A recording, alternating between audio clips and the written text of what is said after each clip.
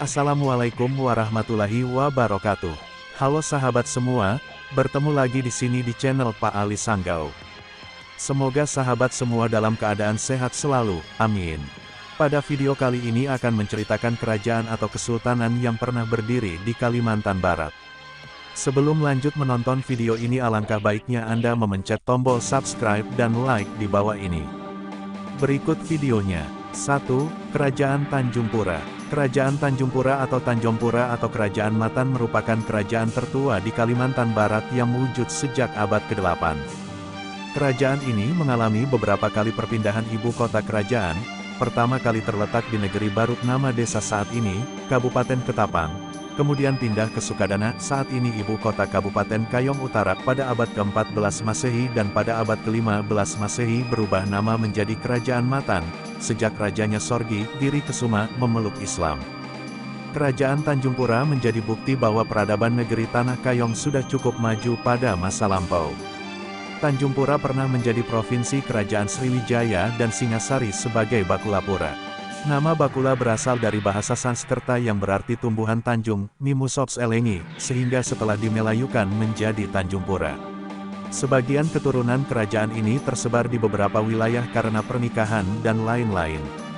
Ada yang menempati di Mempawah, Pontianak dan beberapa kota lainnya. Menurut beberapa hasil telusuran, ada beberapa keturunan kerajaan ini yang melepas gelarnya dan tidak menggunakan gelar kerajaannya. 2. Kerajaan Mempawah. Kerajaan Panembahan Mempawah adalah sebuah kerajaan Islam yang saat ini menjadi wilayah Kabupaten Mempawah, Kalimantan Barat, Indonesia. Nama Mempawah diambil dari istilah mempau, yaitu nama pohon yang tumbuh di hulu sungai yang kemudian juga dikenal dengan nama Sungai Mempawah.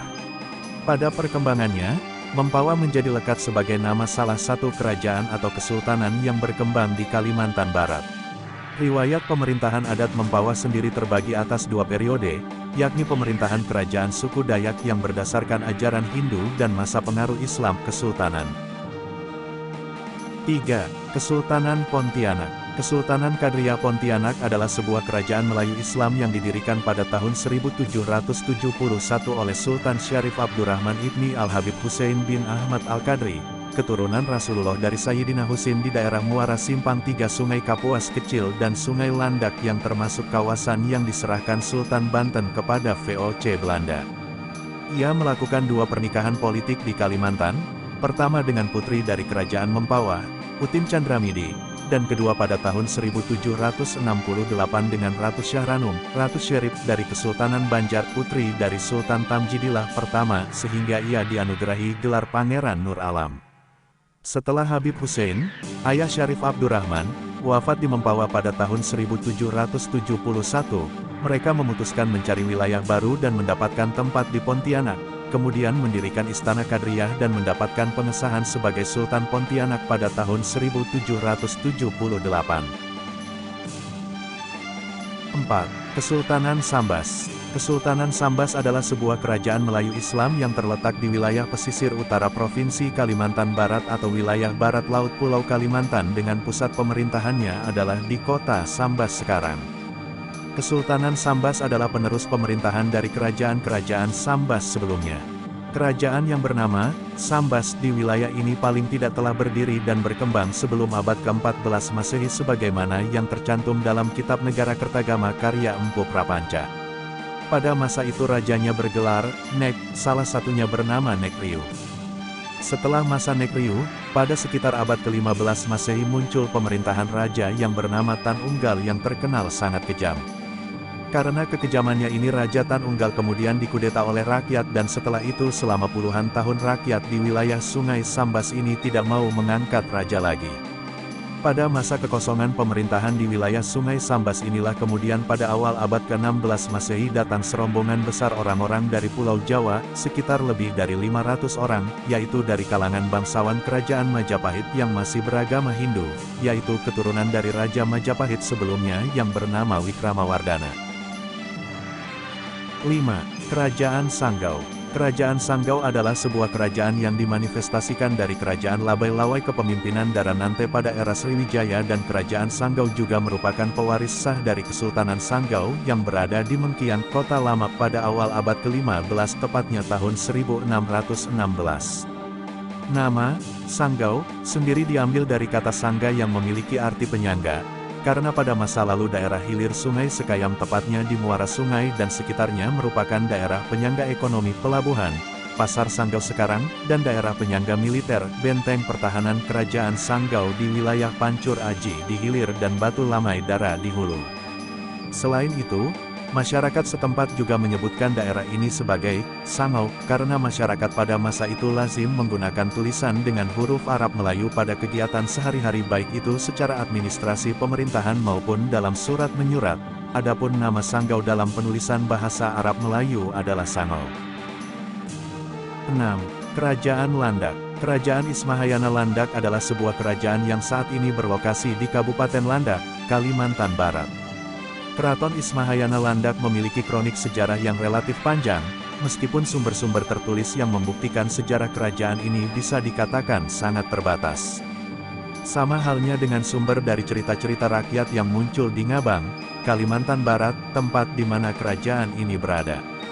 Kendati demikian, bukti-bukti arkeologis berupa bangunan istana kerajaan, keraton, hingga atribut-atribut kerajaan yang masih dapat kita saksikan hingga kini, dan juga buku induk lontar kerajaan Landak yang ditulis oleh Gusti Sulung Lelanang, Raja ke-19 pada tahun 1942, sesungguhnya cukup memadai untuk membuktikan perjalanan panjang kerajaan ini yang secara garis besar terbagi ke dalam dua fase, yakni fase Hindu dan fase Islam.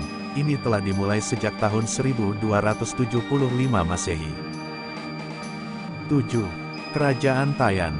Kerajaan Tayan adalah sebuah kerajaan yang berpusat di Kecamatan Tayan Hilir, Kabupaten Sanggau, Provinsi Kalimantan Barat, Indonesia.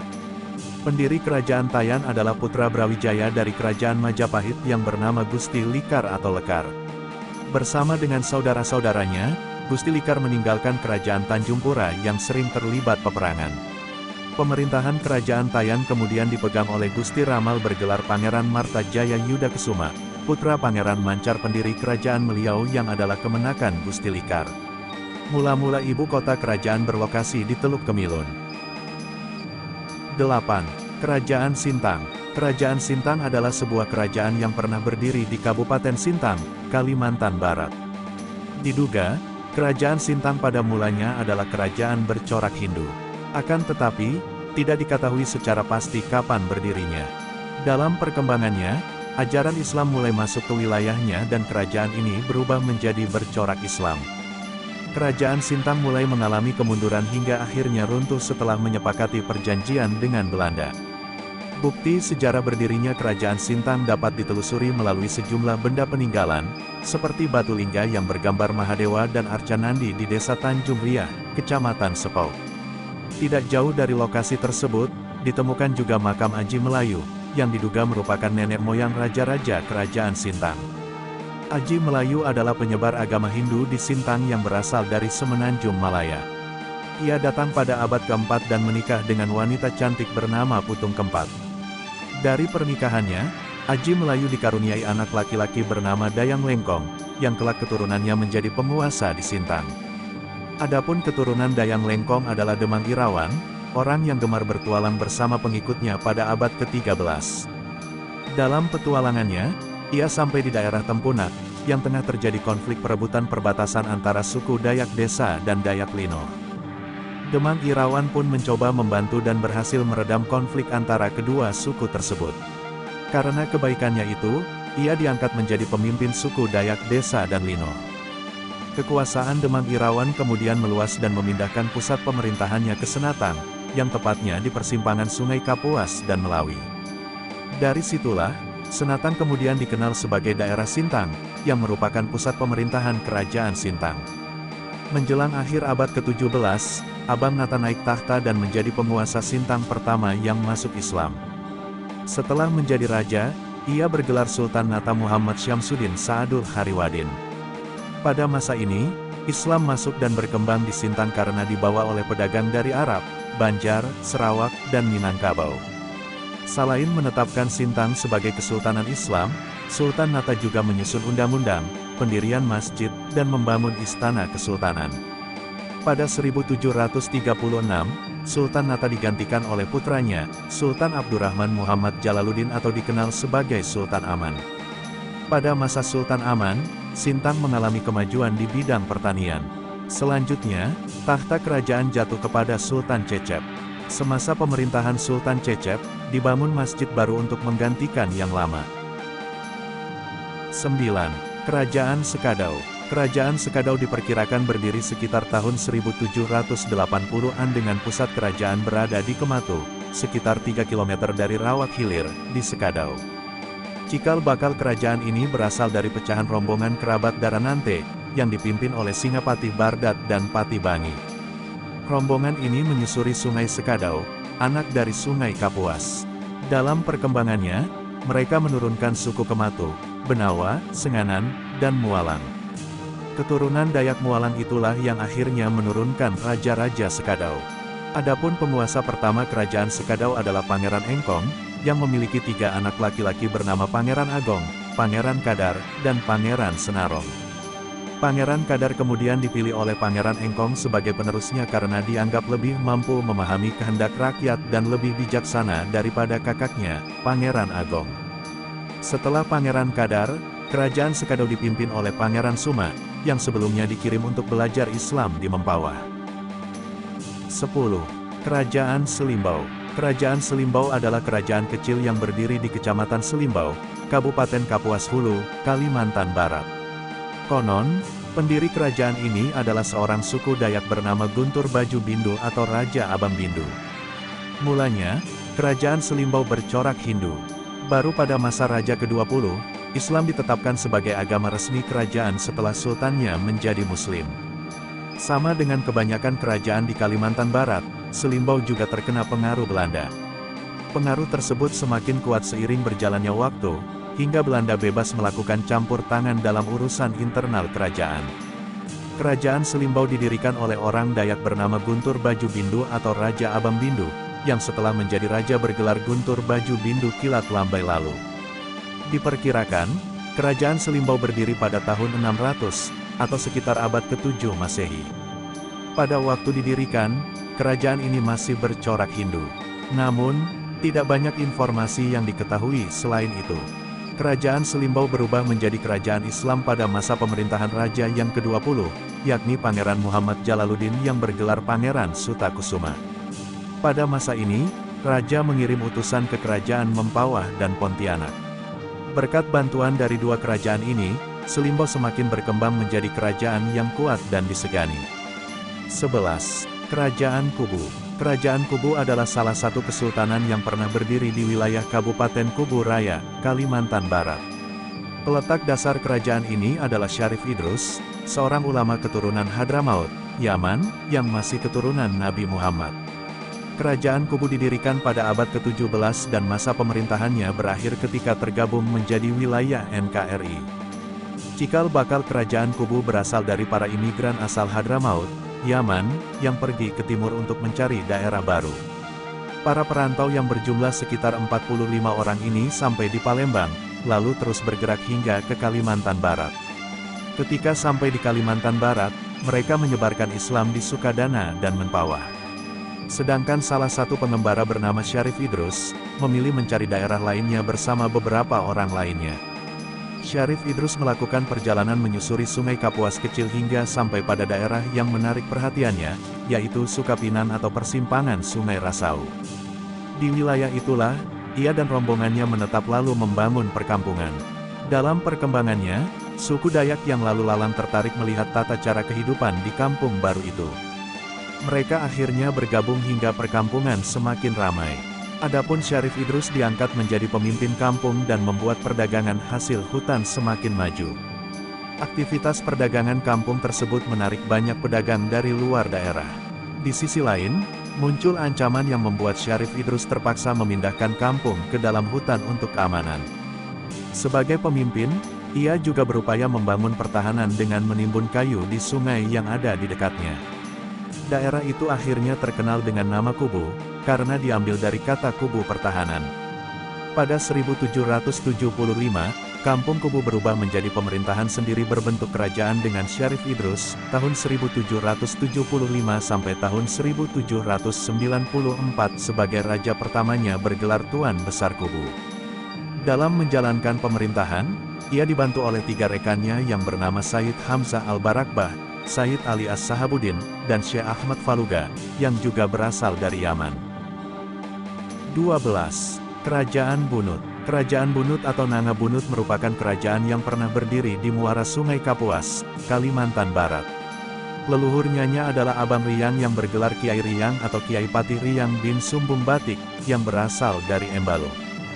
Abang Riyang memiliki putra bernama Abang Turan, yang bergelar Kiai Pati Turan. Adapun putra Abang Turan inilah yang akhirnya mendirikan kerajaan Bunut pada 1821. Sejarah berdirinya kerajaan Bunut dapat ditelusuri dari kisah Abang Turan, yang memiliki putra bernama Abang Barita Panembahan Adi Paku Negara. Pada 1815, Abang Barita menikah dengan Dayang Patimah, putri dari Kiai Pati Anom Sunjung dari Selimbau. Pernikahan Abang Barita dengan Dayang Patimah dikaruniai 3 orang putri bernama Dayang Baiyah, Ratu Pati, Dayang Lumut, Ratu Panembahan Haji Hadijah, dan Dayang Ajar, Nyai Mas. Dayang Lumut kelak menikah dengan Pangeran Muhammad Abbas Suryanegara, yang merupakan Raja Selimbau. Setelah beberapa lama tinggal di Selimbau, Abang Barita memohon kepada Raja supaya diizinkan membuka pemukiman di Nanga Bunut untuk mengumpulkan kerabatnya. Setelah beberapa lama tinggal di Selimbau, Abang Barita memohon kepada Raja supaya diizinkan membuka pemukiman di Nanga Bunut untuk mengumpulkan kerabatnya. Setelah diizinkan, Abang Barita berangkat untuk mendirikan pemukiman bersama pengikutnya di Nanga Bunut. Begitu sampai, ia dikaruniai putri lagi yang bernama Dayang Suntai. Di pemukiman baru tersebut, Abang Barita memperoleh gelar Pangeran Lauk dan mendirikan kerajaan Bunut pada 1821. 13. Kerajaan Jongkong. Kerajaan Jongkong adalah salah satu kerajaan yang pernah berdiri di Kalimantan Barat, tepatnya di Kabupaten Kapuas Hulu. Kerajaan yang terletak di Kecamatan Jongkong ini didirikan oleh seseorang dari keturunan suku Dayak Palin atau Embaloh. Kerajaan Jongkong didirikan pada awal tahun 1800-an dan berkuasa selama kurang lebih 1 abad, sebelum akhirnya dihapuskan oleh Belanda. Kerajaan Jongkong didirikan oleh Abang Jemnu atau Abang Jumbo yang bergelar Kiai Pati Uda pada sekitar awal tahun 1800-an. Kiai Pati Uda adalah anak seorang bangsawan Dayak Embalu atau Embaloh yang berasal dari sekitar Sungai Palin. Pada 1823, di masa pimpinan Kiai Pati Uda, Jongkong tercatat sudah menandatangani kontrak politik dengan pemerintah Belanda. Setelah itu, Kiai Pati Uda digantikan putranya yang bernama Abang Abdullah, untuk memerintah di Jongkong. Abang Abdullah tidak memiliki anak laki-laki, tetapi memiliki putri yang bernama Dayang Mesinto. Oleh karena itu, tahta kerajaan Jongkong jatuh ke tangan cucunya, Raden Abdul Arab, yang merupakan putra Dayang Mesinto dengan Abang Buja dari Dayak Palin Muslim. Kemudian pada 1864, Raden Abdul Arab digantikan oleh Abang Unang, yang merupakan putra tertuanya. Adapun Abang Unang bergelar Pangeran Surya Negara saat menggantikan ayahnya. Pada 1881, Jongkong dijadikan Lensap atau daerah suap raja oleh pemerintah Belanda. 5 tahun setelah itu, Abang Unang meninggal dan kerajaan Jongkong diserahkan kepada anaknya yang bernama Abang Alam. Meski demikian, Abang Alam belum cukup dewasa untuk memimpin. Oleh karena itu, ia digantikan untuk sementara oleh 3 wali yang memerintah di Jongkong. Wali tersebut adalah Raden Suma, Abang Ali, dan Abang Kiyung. Baru pada 1899, Abang Alam resmi menggantikan ayahnya menjadi raja dengan gelar Pangeran Muda Gusti Alam. Itulah kerajaan atau kesultanan yang berada atau yang pernah berdiri di Kalimantan Barat. Terima kasih sudah menonton video ini. Semoga video ini bermanfaat untuk sahabat semua. Dukung terus channel ini dengan cara subscribe dan like videonya. Sampai jumpa di video selanjutnya. Assalamualaikum warahmatullahi wabarakatuh.